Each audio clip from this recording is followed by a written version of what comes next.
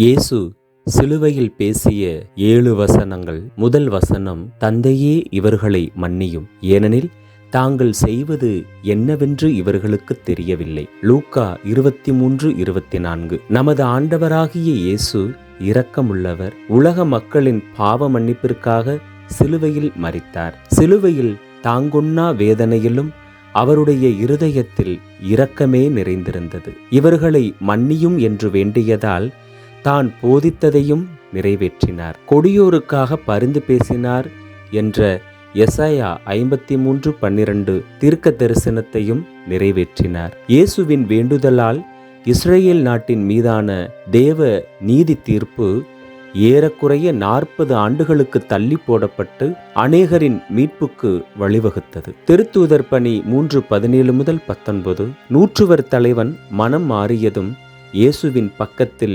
சிலுவையில் அறையப்பட்ட கள்வன் பேரின்ப வீட்டில் இடம்பெற்றதும் இயேசுவின் வேண்டுதலால் என்பது நாம் அறிந்ததே. அவிசுவாசத்திலும் பாவத்திலும் தொடர்ந்து வாழ்வோருக்கு இறை மன்னிப்பு கிடைப்பதில்லை. மாறாக நூற்றுவர் தலைவனைப் போல, நல்ல கள்வனைப் போல, பேதுருவின் அருளுரையை கேட்ட கூட்டத்தாரைப் போல நாமும் மனம் திரும்பி பாவங்கள் போக்கப்படும் பொருட்டு கடவுளிடம் திரும்ப வேண்டும். திருத்தூதர் பணி 3:19. அப்பொழுது எல்லையற்ற இரக்கங்களையும் பாவ மன்னிப்பையும் ஆசீரையும் பெற்றுக்கொள்ளலாம். 2ஆம் வசனம், நீர் இன்று என்னோடு பேரின்ப வீட்டில் இருப்பீர் என உறுதியாக உமக்கு சொல்லுகிறேன். லூக்கா 23:43. இயேசுவுக்கு 2 கள்வர்களின் மத்தியில் இடம் தரப்பட்டது. இருவருக்கும் மீட்பு பெற சமமான வாய்ப்பு தரப்பட்டது. ஒரு கள்வன் மத தலைவர்களைப் போல இயேசுவை பழித்துரைத்தான். மற்றவனோ வித்தியாசமாக செயல்பட்டான். நல்ல கள்வன் இயேசுவின் பொறுமையையும் அவருடைய வேண்டுதலையும் பார்த்து அவர் யாரென்பதை அறிந்து கொண்டான். அவன் இயேசுவை உற்று நோக்கினான், அமைதியானான், புரிந்து கொண்டான், மனம் திரும்பினான். இயேசுவே, நீர் ஆட்சியுரிமை பெற்று வரும்போது என்னை நினைவிற்கொள்ளும் என்று அறிக்கை செய்தான். பேரின்ப வீட்டில் இடம்பெறுவதற்கு உடனடியான நிபந்தனையற்ற வாக்குறுதியை பெற்றுக்கொண்டான். விசுவாசத்தினால் நீதிமானாக்கப்படும் விவிலிய உண்மை அவன் வாழ்வில் நிறைவேறியது. மீட்பு பெறுவதற்கான செயல்கள் ஏதும் அவன் செய்யவில்லை. நாம் கிறிஸ்து வழியாக தமக்கு ஏற்புடையவராகுமாறு கடவுள் பாவமறியாத அவரை பாவ நிலை ஏற்கச் செய்தார். 2 கொரிந்தியர் 5:21. இலவசமாய் அவருடைய அருளாலே கிறிஸ்து இயேசுவிலுள்ள மீட்பை கொண்டு நீதிமான்களாக்கப்படுகிறீர்கள். ரோமையர் 3:24 என்ற வாக்குறுதி உலகிலுள்ள ஒவ்வொருவருக்கும் அளிக்கப்படுகிறது. 3ஆம் திருவசனம், அம்மா, இவரே உம் மகன் என்றார். பின்னர் தம் சீடரிடம், இவரே உம் தாய் என்றார். அந்நேரம் முதல் அச்சீடர் அவரை தம் வீட்டில் ஏற்று ஆதரவு அளித்து வந்தார். யோவான் 19:26 மற்றும் 27 இறைவசனங்கள். இயேசுவின் எதிரிகள் மட்டும் சிலுவையில் அடியில் இருக்கவில்லை, அவரை நேசித்தவர்களும் அங்கிருந்தார்கள். அவர்களில் ஒருவர்தான் இயேசுவின் தாய் அன்னை மரியாள். இயேசுவை கோவிலில் அர்ப்பணிக்கும் போது சிமியோன் மரியாவை நோக்கி, இதோ இக்குழந்தை இஸ்ரேல் மக்களுள் பலரின் வீழ்ச்சிக்கும் எழுச்சிக்கும் காரணமாக இருக்கும், எதிர்க்கப்படும் அடையாளமாகவும் இருக்கும்.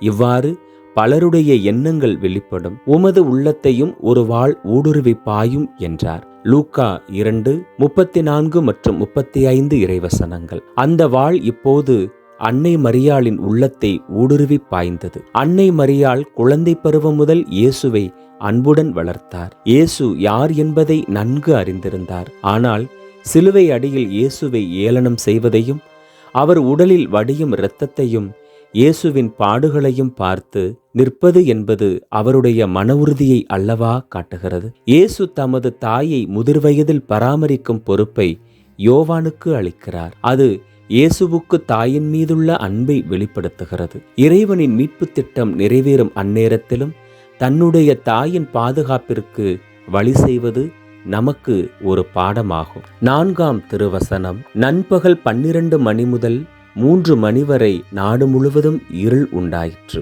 3 மணியளவில் இயேசு, ஏலி ஏலி லாமா சபக்தானி, அதாவது என் இறைவா, என் இறைவா, ஏன் என்னை கைவிட்டீர் என்று உரத்த குரலில் கத்தினார். மத்தேயு 27:46 வசனங்கள். நமது ஆண்டவராகிய இயேசு கிறிஸ்து சிலுவையில் உலகத்தின் பாவங்களை சுமந்து தீர்த்தார். நமக்கு பதிலாளாக சிலுவையில் மரித்தார். நம்முடைய பாவங்களுக்காக தண்டனையை அவர் ஏற்றுக்கொண்டார். பாவிகளுக்கு எதிரான இறை சீற்றம் அவர் மீது ஊற்றப்பட்டது. நாம் கிறிஸ்து வழியாக தமக்கு ஏற்புடையவராகுமாறு கடவுள் பாவமறியாத அவரை பாவநிலை ஏற்கச் செய்தார் என்று 2 கொரிந்தியர் 5:24 படிக்கிறோம். மீட்கப்பட்டவர்களாகிய நாம் பாவ மன்னிப்பை பெற்று கிறிஸ்துவின் நீதியை பெற்றுக்கொள்வதற்காக நாம் பெற வேண்டிய தண்டனையை அவர் அனுபவித்தார். தன்னுடைய உடலில் ஏற்பட்ட பாடுகளுக்காக நம் ஆண்டவர், என் இறைவா, என் இறைவா, ஏன் என்னை கைவிட்டீர் என்று கதறவில்லை. மாறாக தன்மீது ஊற்றப்பட்ட இறை சீற்றத்தால் விண்ணக தந்தையின் முகம் மறைக்கப்பட்டதாலேயே அவ்வாறு கதறினார். திருப்பாடல் 22:1-3. சாபத்தினின்று மீட்டுக் கொள்வதற்காக கிறிஸ்து நமக்காக சாபத்துக்கு உள்ளானதின் அடையாளமே நண்பகலில் ஏற்பட்ட இருளாகும். நமக்காக பாவநிலை ஏற்ற தனது மகனை தூயவராம் இறைவன் பார்க்க முடியாத நிலை நம்மை பாவத்தின் தண்டனையிலிருந்து மீட்பதற்கே ஆகும். 5ஆம் திருவசனம். இதன் பின் அனைத்தும் நிறைவேறிவிட்டது என்பதை அறிந்த இயேசு தாகமாய் இருக்கிறது என்றார். யோவான் 19:28. தாகமாய் இருக்கிறது என்ற வார்த்தையில் ஆண்டவரின் மனித தன்மையை காண்கின்றோம். கடவுள் வடிவில் விளங்கிய அவர் மனித உருவில் தோன்றி இயல்பான மனித இன்னல்களை அனுபவித்ததை நாம் காண்கிறோம். பிலிப்பியர் 2:6-8 மறைநூலில் கூறப்பட்ட தீர்க்க தரிசனம் இங்கு நிறைவேறியது. திருப்பாடல் 69:3-21 நமது ஆண்டவரின் பாடுகள் நிறைவேறிவிட்டது என்பதையே 5ஆம் திருவசனம் எடுத்துரைக்கிறது. பழைய ஏற்பாட்டின் தீர்க்க தரிசனங்கள் நிறைவேறியதையும் வெளிப்படுத்துகிறது. இயேசுவின் திருவுடல் ஒரே முறை பலியாக்கப்பட்டதால் நாம் பாவம் நீங்கி தூய்மையாக்கப்படுவது நிறைவேறிவிட்டது என்பதையும் எபிரேயர் 10:10 நாம் அறிந்து கொள்ள வேண்டும். சிலுவையில் இயேசு பலியானதால் திருச்சட்டத்தின் நீதியான தேவைகள் சந்திக்கப்பட்டது. நம்முடைய கடனை இயேசு சிலுவையில் செலுத்தினார். பழைய ஏற்பாட்டின் பலிகள் நம்முடைய பாவங்களை நீக்க வல்லது அல்ல. மாறாக கடவுளின் செம்மறி தனது திரு இரத்தத்தை சிந்தியதால் அந்த இரத்தமே உலகத்தின் பாவங்களை போக்க வல்லது என்பதை விசுவசித்து நாமும் மீட்பையும் பாவ மன்னிப்பின் நிச்சயத்தையும் பெற்றுக்கொள்வோம். 6ஆம் திருவசனம். அந்த இரசத்தை குடித்ததும் இயேசு எல்லாம் நிறைவேறிற்று என்று கூறி தலை சாய்த்து ஆவியை ஒப்படைத்தார். யோவான் 19:30.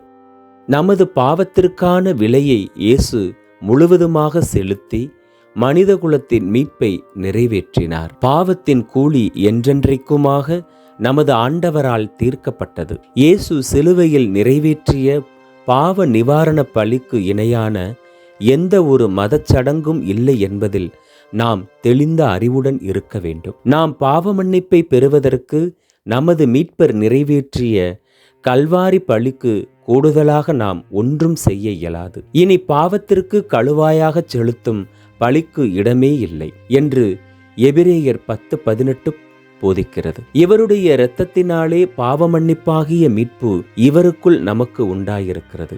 எபிரேயர் 1:7. இயேசு இலவசமாய் தரும் மீட்பை நாம் விசுவாசத்தின் மூலமாக பெற்றுக்கொள்கிறோம். நீங்கள் அந்த அருளாலேயே விசுவாசத்தின் வழியாக மீட்கப்பட்டிருக்கிறீர்கள். இது உங்கள் செயல் அல்ல, மாறாக இது கடவுளின் கொடை என்ற திருவசனத்தை நாம் மறக்கலாகாது. என்னை அனுப்பியவரின் திருவுளத்தை நிறைவேற்றுவதும் அவர் கொடுத்த வேலையை செய்து முடிப்பதுமே என் உணவு என்ற நம் மீட்பரின் திருவார்த்தை நிறைவேறிற்று. நமது பாவங்களுக்கான பாவ நிவாரண பலி நிறைவேறியது. பாவிகளுக்கான கடவுளின் மீட்பு திட்டம் நிறைவேறியது. இயேசு சிலுவையில் வெற்றி சிறந்தார். 7ஆம் திருவசனம். தந்தையே, உம் கையில் என் உயிரை ஒப்படைக்கிறேன். லூக்கா 23:46. நமது ஆண்டவரே தனது உயிரை ஒப்படைக்கிறார். யாரும் அவரை இறப்பிற்கு உட்படுத்த முடியவில்லை. அவருடைய அனுமதியின் பேரிலேயே உயிர் அவரை விட்டு பிரிந்தது. எல்லாம் வல்ல ஆண்டவரின் கட்டுப்பாட்டிலேயே அனைத்தும் நடந்தேறியது. கோதுமை மணி மண்ணில் விழுந்து மடியாவிட்டால் அது அப்படியே இருக்கும். அது மடிந்தால்தான் மிகுந்த பலனை கொடுக்கும். யோவான் 12:24. நமது ஆண்டவர் சிலுவையில் மரித்ததால் நாம் வாழ்வடைகிறோம், மீட்படைகிறோம், எண்ணற்ற பலன்களை பெற்றுக்கொள்கிறோம். இயேசுவின் திரு ரத்தம் சகல பாவங்களையும் நீக்கி நம்மை தூய்மைப்படுத்துகிறது. கிறிஸ்துவோடு நாம் இறந்தோமாயின் அவரோடு வாழ்வோம் என்று ரோமையர் 6:8 கூறுகிறது. நாம் இயேசுவுக்குள் வாழ்வதால் பாவம் நம்மை ஒன்றும் செய்ய இயலாது. நாம் சுயத்திற்கு இறந்து விட்டோம், இயேசுவோடு இணைந்து விட்டோம். பாவத்தின் தண்டனை சிலுவையில் செலுத்தப்பட்டு விட்டது.